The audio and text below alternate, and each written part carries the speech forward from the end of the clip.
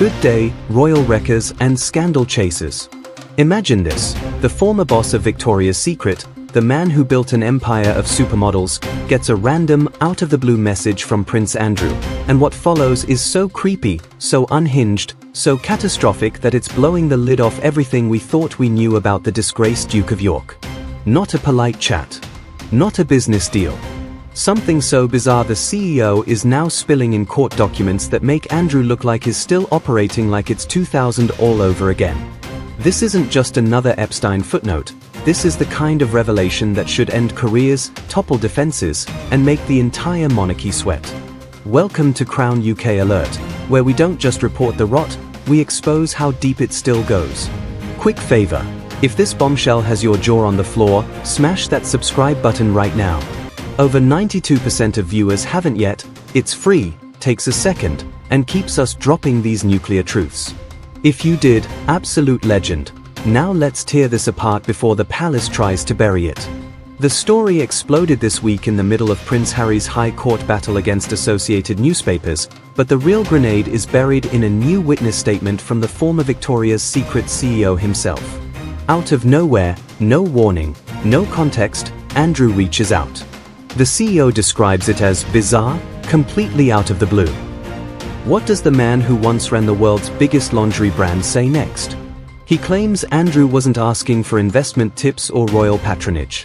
He was asking about access. Access to models. Access to private events. Access to the kind of young, beautiful women the brand was famous for. And the way he asked? The CEO says it felt predatory, entitled, and straight out of the Epstein playbook. Think about that for a second. Andrew, stripped of titles, kicked out of Royal Lodge, arrested on suspicion of misconduct in public office, is still cold-calling powerful men in the fashion world like nothing ever happened.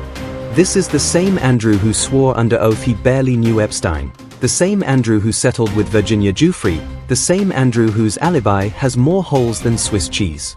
And now a heavyweight CEO is on record saying the interaction was so strange, so inappropriate, that it left him genuinely disturbed. Catastrophic doesn't even cover it. Transition hook, but here's where it gets even darker and more contradictory. Andrew's camp is already spinning. It was just a friendly business inquiry, completely innocent. Yet the CEO's statement reads like a horror story. Sudden contact, weirdly specific questions about introductions, pressure that felt off. 1 minute Andrew's team says he's a changed man living quietly. The next minute he's cold-calling lingerie moguls asking for model access like it's 2005. Which is it? Because you can't be both the reformed royal and the man still playing the same old game. Relatable analogy: it's like your dodgy uncle getting kicked out of every family party for creepy behavior, then 6 months later he's texting your boss asking for introductions to the young interns. You'd be horrified. The palace should be terrified. And the timing? Brutal. This drops while Andrew is still under active police investigation. While protesters are outside every royal event chanting, "What did you know?" While William is reportedly pushing for total exile. Suddenly we have fresh evidence of Andrew behaving exactly like the man the Epstein files described, entitled, boundary blind, and operating in the shadows. The CEO didn't have to come forward. He chose to. That tells you everything. Punchy one-liner: Andrew swore he'd learned his lesson. Turns out the only lesson he learned was how to be sneakier about it. Now the contradictions pile up like bodies in a scandal. Andrew's lawyers scream no comment, and this is old news. But the CEO's statement is brand new, dated this month. Andrew claims he cut all ties with that world after 2019. Yet here he is in 2025 to 2026 still reaching out. The palace says he's isolated at Wood Farm. Yet he's got the contacts and confidence to cold call one of the most powerful men in fashion. Every single denial he's ever given is now cracking under fresh weight. This isn't a bizarre interaction.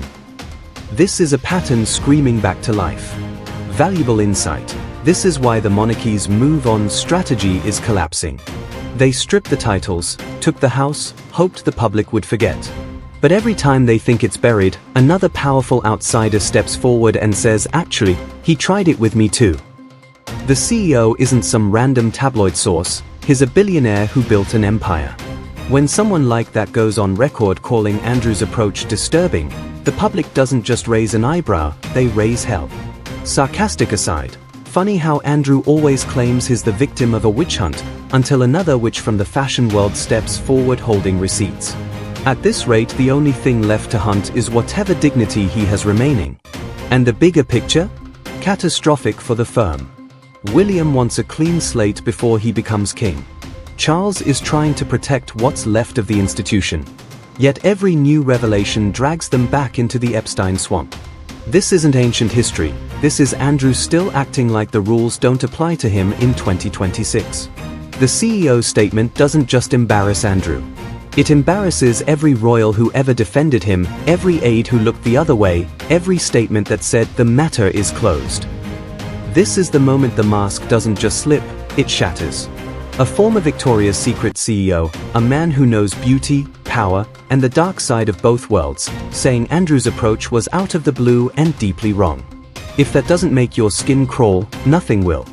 The palace is already in damage control mode. Expect more no comment, more legal threats, more attempts to dismiss it as misremembered.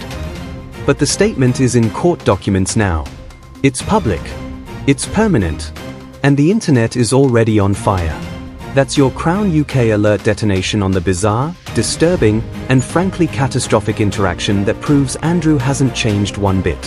The monarchy's nightmare just got a new chapter. Thank you for watching. See you next time. Stay furious. Crown.